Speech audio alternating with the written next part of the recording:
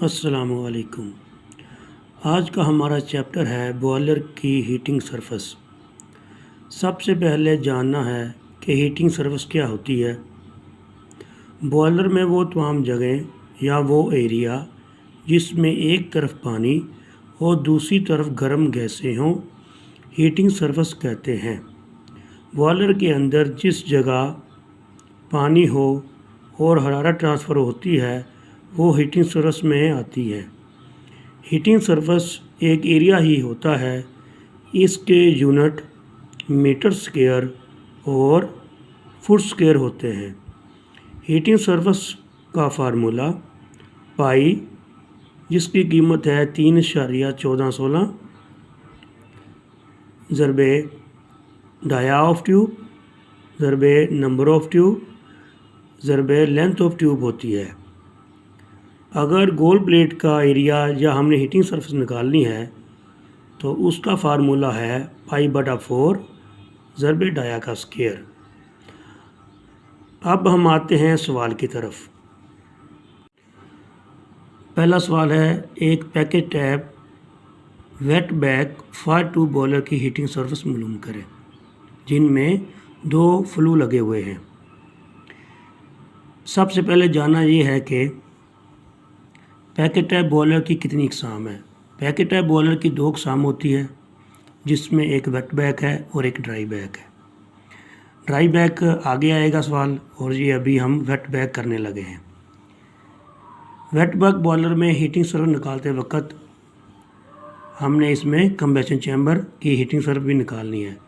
कंबेशन chamber की heating surface जो है 3 प्लेटों की निकलेगी। एक वो है जो हमारे कंबेशन चैम्बर की सिंगल पार्ट ट्यूबों की है।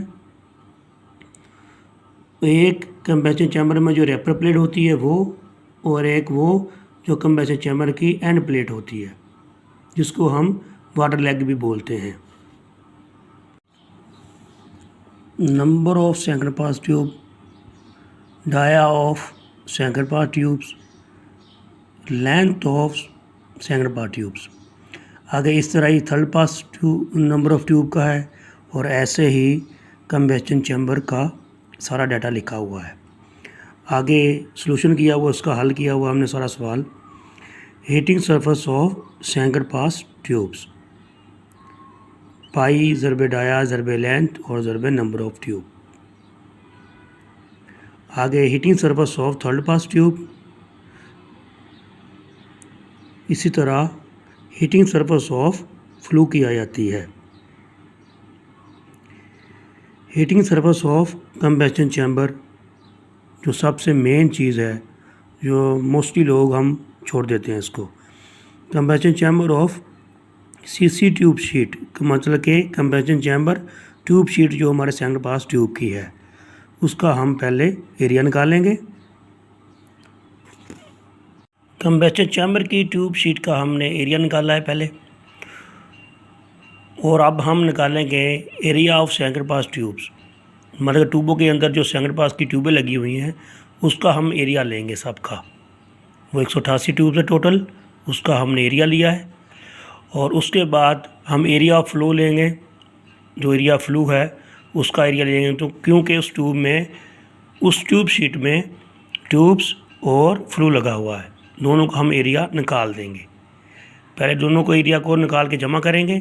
जमा करने के बाद फिर हम क्या करेंगे, फिर हमने जो heating surface of कंबेशन chamber tube sheet की निकाली है उससे हम नफ़ी कर देंगे, तो हमारी निकल आएगी कंबेशन चैम्बर की ट्यूब शीट की हीटिंग सरफेस।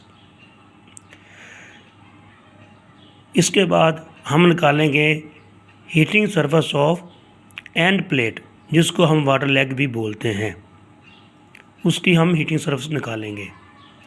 उसके बाद आ जाता है हमारा रेपर प्लेट, मतलब कि हमारी रेपर प्लेट वो प्लेट होती है, रेपर प्लेट हमारी वो प्लेट होती है जब हम कंबेशन चैम्बर में इंटर होते हैं ना।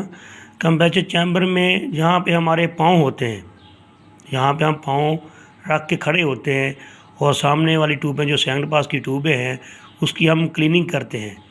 यहाँ पे आपके पाँव है ना, वो आपकी रेपर प्लेट होगी। ठीक है, रेपर प्लेट का जो डाटा वो मैंने लिखा हुआ है, तो रैपर प्लेट की हम हीटिंग सर्विस लेंगे 22 ज़रबे ढाया ज़रबे लेंथ से, और बाद में हम इसको सारी हीटिंग सर्विस को जमा कर देंगे तो वो हमारी सारी हीटिंग सर्विस निकल आएगी।